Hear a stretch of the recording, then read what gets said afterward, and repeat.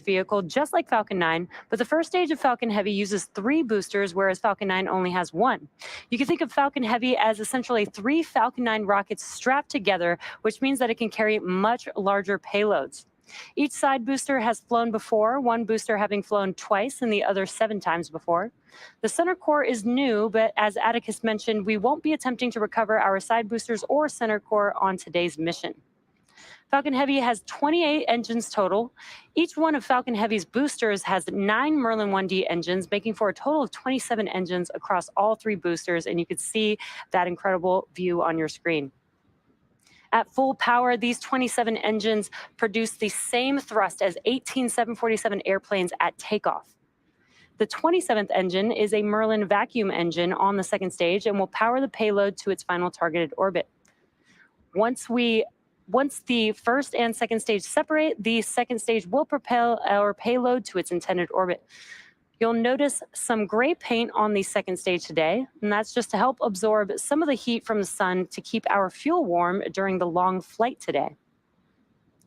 And above the second stage is where our payloads are safely enclosed inside of the fairing, and that's what you're seeing there on your screen. The fairing protects the payload from aerothermal loads, heating, and contamination during ascent. Once we reach the vacuum of space, we no longer need this protection, so we will jettison the fairing as the second stage continues on its journey to orbit. We will be attempting to recover the fairing halves today with our recovery vessel named Doug. And speaking of fairings, today's launch marks the 100th flight of a reflown payload fairing. The ViaSat-3 Américas mission also marks the very first Falcon Heavy to launch with flight-proven fairing halves. ViaSat-3 is the first of 3 satellites to make up a new global constellation. So here's more about today's mission and payload. Every mission starts with a vision. Ours is simple and powerful. Break new ground in bringing connectivity where it's needed most. At ViaSat, we attack very, very, very hard problems. But the harder the problem, the fewer people that can do that, and the more interesting it is to us. The story of Viasat as a whole is a great story.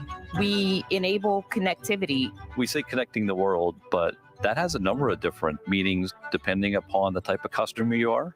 From an end user like you or me sitting at home needing connectivity to do our homework, or to the connected passenger in an aircraft, to the vice president, the president of the United States. Our government customers are global customers. They go wherever they're needed, and they want to have the same type of capabilities everywhere they go. For over 35 years, we've worked tirelessly to get to where we are today, creating satellites with greater capacity to carry more data and handle higher speeds. We've heard a lot of people say it's impossible to do what they're talking about doing at Viasat. You know, a terabit satellite, it's not going to happen. And so I'm really excited to say that's not true. In just a few minutes, we will launch the world's highest capacity single satellite into geostationary orbit. With this launch day, we are entering the Viasat-3 era. We have our first one going up over the Americas. Flight 1 enables us to bring connectivity to the markets here in North America and in South America. The exciting part of Viasat-3 is the fact that it's not just one satellite. By deploying 3 Viasat-3s, we will have a near global network that can provide services to virtually the entire Earth. One of the features you'll notice is the very large solar arrays. These enable us to generate well over 25 plus kilowatts of electrical power on orbit. That allows us to generate huge amounts of capacity that is then usable on the ground. The enormous capacity of ViaSat-3 isn't worth nearly as much if that capacity is stranded in areas where there's no demand. Most of the people in the world only live in a very small fraction of the Earth. Yet we still want to be able to connect those people when they move from place to place. ViaSat-3 is designed to move our capacity to where the demand is.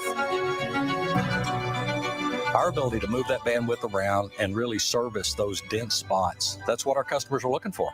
It's not just evolving, it's really like a revolution, making these big leaps in technology, and that's cool.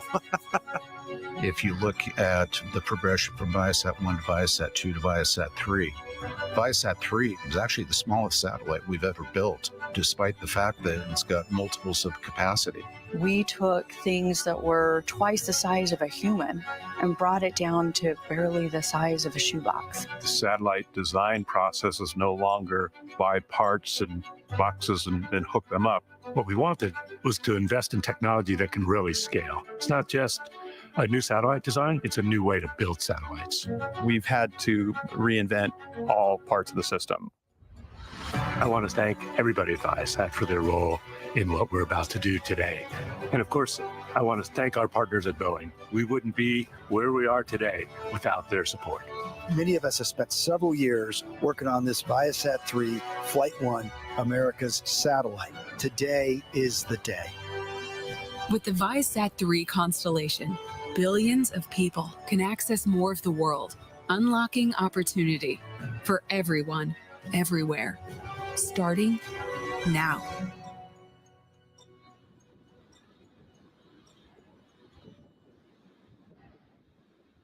Next up, in preparation for retraction, the clamp arms around the second stage will open, and then that truss structure next to the vehicle, known as the strongback, will start to retract away from the Falcon Heavy. You can see those clamp arms starting to open up underneath of the fairing on the second stage there.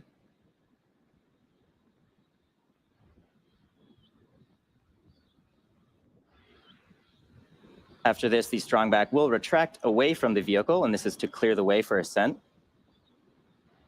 Strongback is used to provide structural support as well as routing for fluids. NY booster, lock load complete. As well as routing for fluids and power to the vehicle.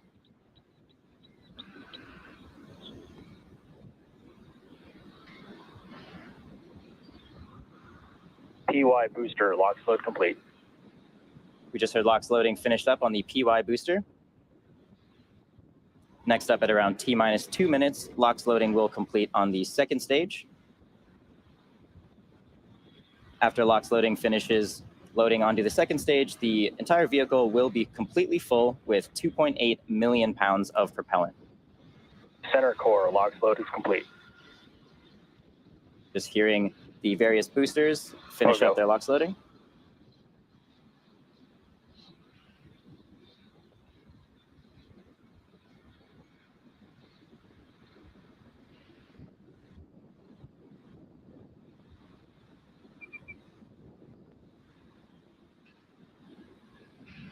Looks like quite a nice day down there in Cape Canaveral. Weather is much more cooperative for this attempt today.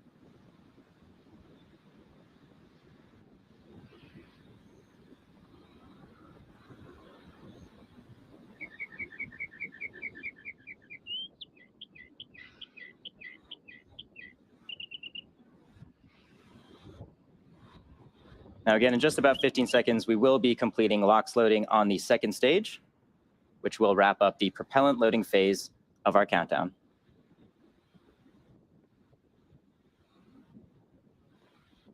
Second stage, LOX load is complete. And there it is. Falcon Heavy is now fully loaded with 2.8 million pounds of propellant. Coming up next, we should see some white clouds venting from the TE LOX line. This is completely normal and part of our closeout process. Following this, the vehicle will enter startup at T-minus 1 minute.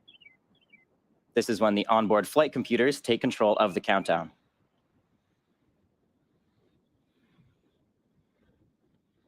And shortly after the vehicle enters the startup phase, our LD or launch director should give the final go for launch.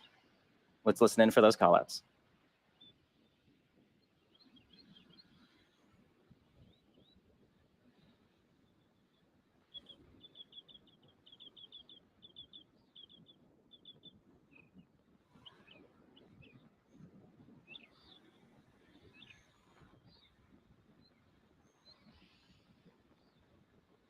Falcon Heavy is in startup. There we go. Falcon Heavy has just entered the startup phase.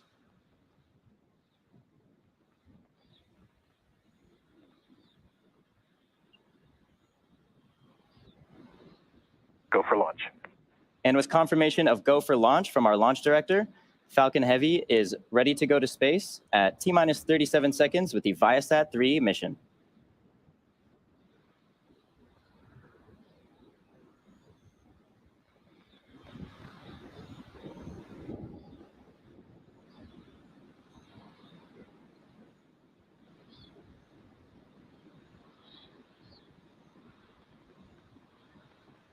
15 seconds. T-minus 10, 9, 8, 7, 6, 5, 4, 3, 2, 1. Engines full power. And liftoff of ViaSat-3. Go ViaSat, go Falcon Heavy.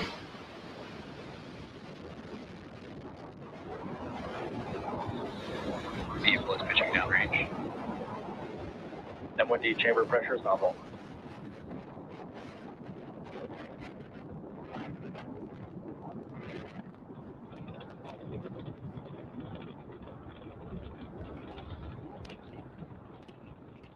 We are 30 seconds into flight under the power of 5 million pounds of thrust. Falcon Heavy is headed to space.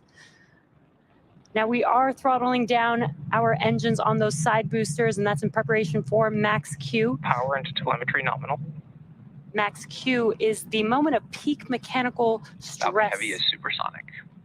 Peak mechanical stress on the vehicle. So we do slow down the vehicle to get through this period of high stress. And once we pass through max Q, we will throttle those engines back up on those side boosters. Max Q. And great call out, we have passed through max Q. So we're going to throttle up those engines again on these side boosters.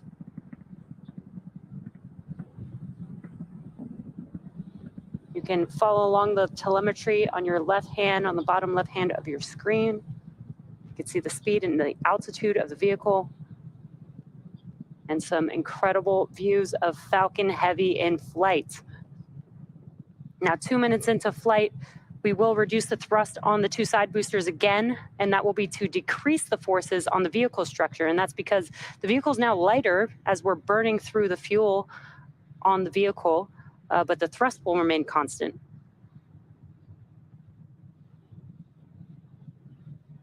And wow, that looks amazing on the screen, all three boosters burning bright there. Falcon Heavy is following a nominal trajectory. And good call out on trajectory. Now again, we're gonna throttle down the side boosters, and then the next event coming up in about a minute or just under a minute will be BECO, that's booster engine cutoff. That's where we will shut down the engines on the side boosters, and then we will separate the side boosters from the center core. And as a reminder, we are not landing our side boosters or center core today due to performance needed on today's mission. And you can see on your right-hand screen, we do have a view of the separation mechanisms from the center core to the side boosters.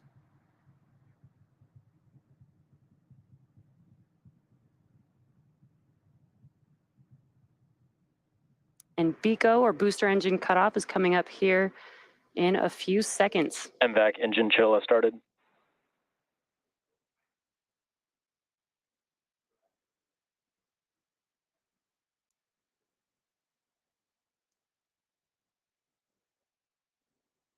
Booster engine cutoff. Side booster separation confirmed. Both side boosters FTS has safed. Great views there. We had BECO, booster engine cutoff, and we watched as those side boosters, and you could see them there on your screen, those side boosters falling Vehicle away. is following a nominal trajectory. Falling away from Falcon Heavy's center core. Awesome views. That's going to wrap it up for the side boosters today. The next event coming up here in about 30 seconds or so is main engine cutoff. That is also called MECO, and that will be on the center core, followed by stage separation and then the startup of our second stage engine.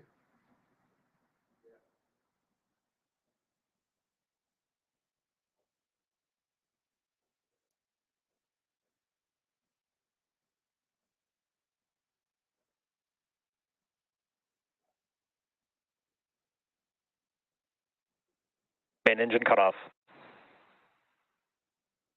Stage separation confirmed. Stage 1 FTS has safed. MVAC ignition.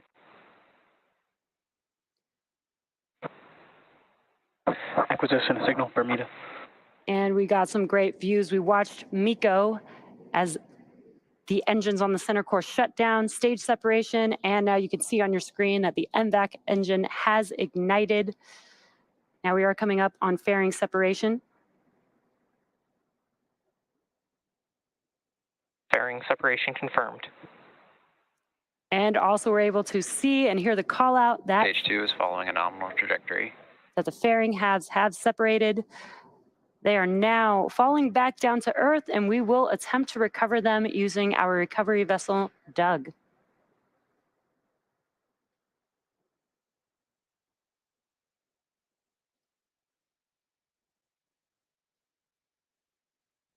Now what you're looking at on your screen is a view on our second stage, looking aft at our MVAC engine. And our MVAC engine on the second stage is currently in the middle of its first burn. This burn has about 1.5 minutes left. After that, we'll have an additional 2 burns of our second stage engine before payload deployment.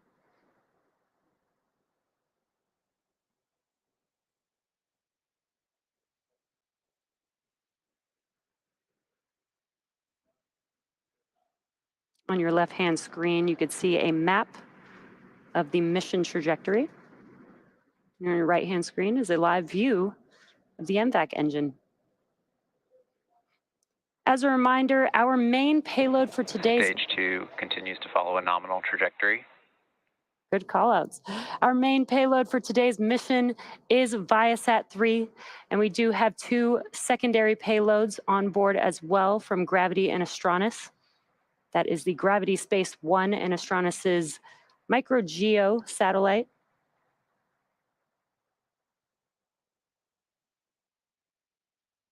If you're just now joining us, we're currently in the middle of the first of 3 burns for this MVAC engine today. The next event coming up is in just under 1 minute and 15 seconds. We will have SECO 1, or what we call second engine cutoff 1. And that will end the first of those 3 burns.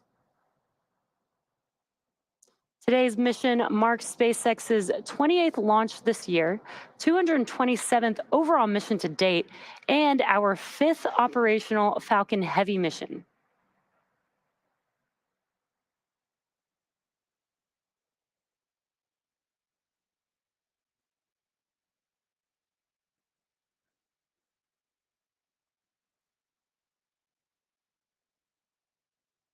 Stage 2, FTS has safed.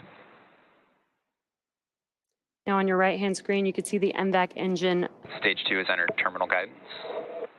And we're getting good call-outs there. On the bottom right-hand of your screen, you can see the speed of the second stage as well as the altitude. And we are about 20 seconds or so from SECO 1. That's where we will shut down this MVAC engine and allow the vehicle to coast with the payloads on board.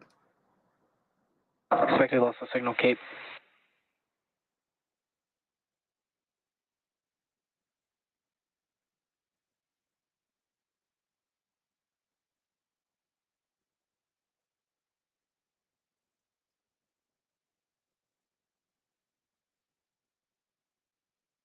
And you could see that MVAC engine beginning to shut down.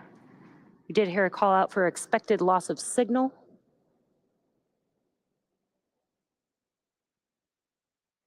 Nominal parking orbit. And we got confirmation of good orbit. So with confirmation of second engine cutoff and a good orbit, we'll be heading into a coast phase until our second relight of our MVAC engine around the T plus 30-minute mark. We'll come back to bring you live coverage of that second burn in about 20 minutes. So until then, sit back and enjoy the space tunes.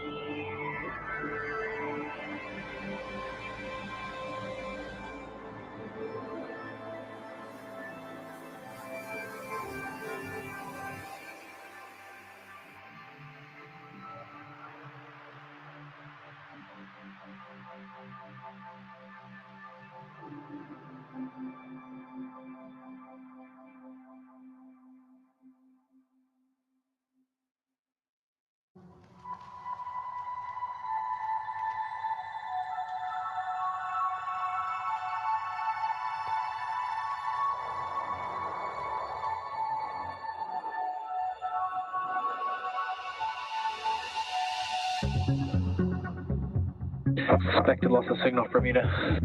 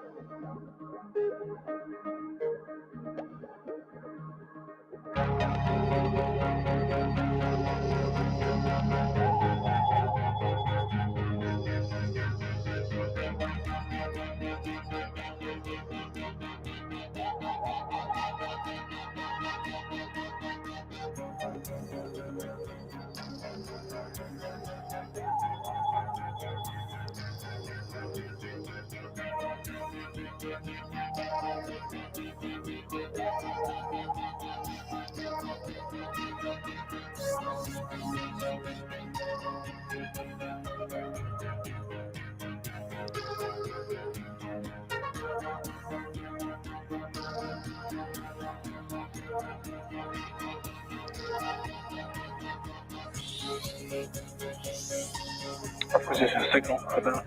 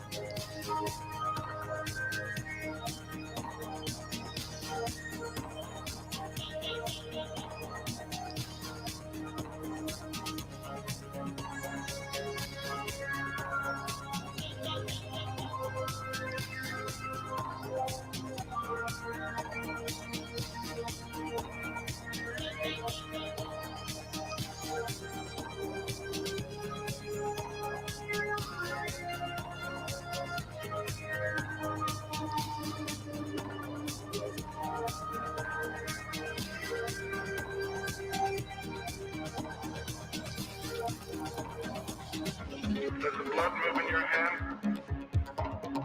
Does your hand move to touch metal? Does that metal move to touch space? Does that metal move to touch space? Do wild thoughts of travel and migration move behind your flesh? They do. Does that metal move to touch space? A billion years ago, when we came out of the sea of this earth, and we formed a spine for ourselves,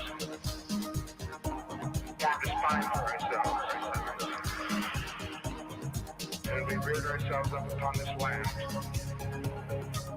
and we moved unto the land. When we came out of the sea of this earth,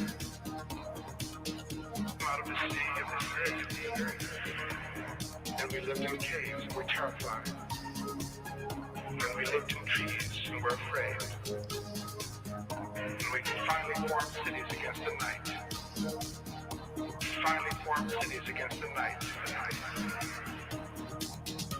Our daring to do the great thing.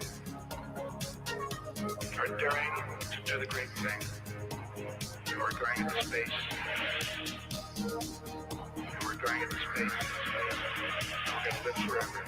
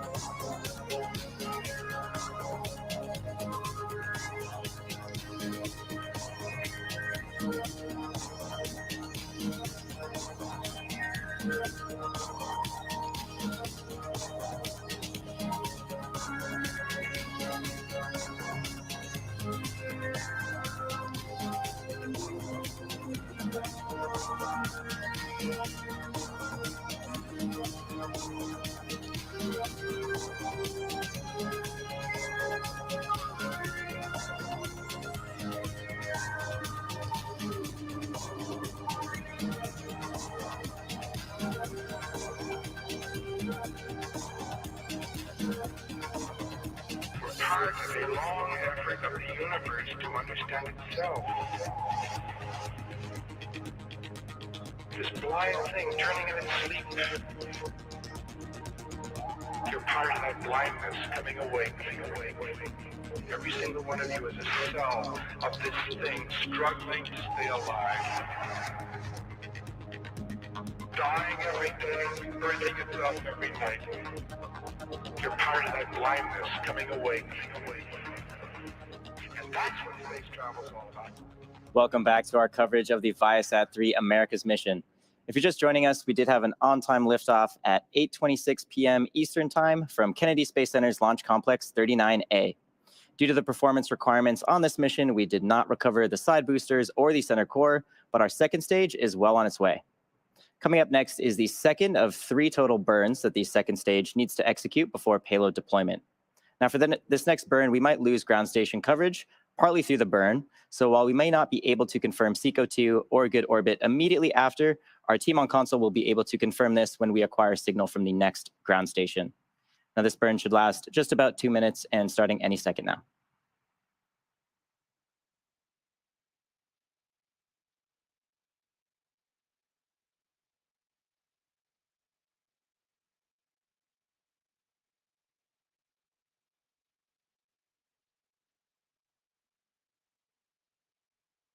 As you can see on your screen, we did just start up the second engine for the second burn. The purpose of this burn is to take us from a parking orbit in low Earth orbit and extend our apogee, or peak of the orbit, to an altitude of about 30,000 kilometers.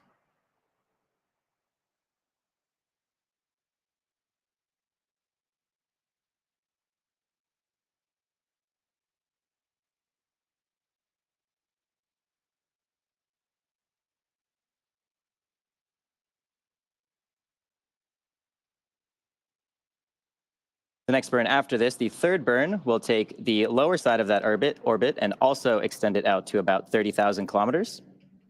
And that will put us in a geostationary orbit.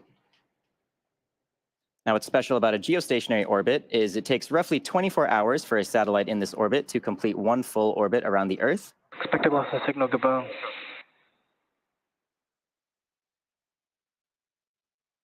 Now, as I mentioned earlier, it does look like we have lost ground station coverage. So once we regain signal at the next ground station, we should hear a call out for SECO-2, and that stage 2 is in a good orbit. Now, as far as live coverage for our third and final burn, that will occur in a couple of hours from now at the T+4 hour and 22 minute mark. I hope you all stick with us, and we will see you then.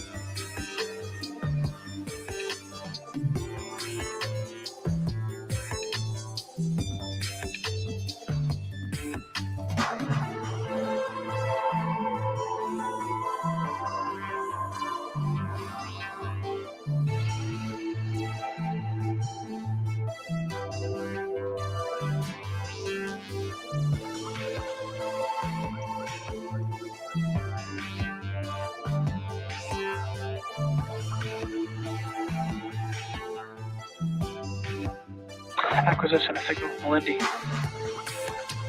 Nominal transfer orbit.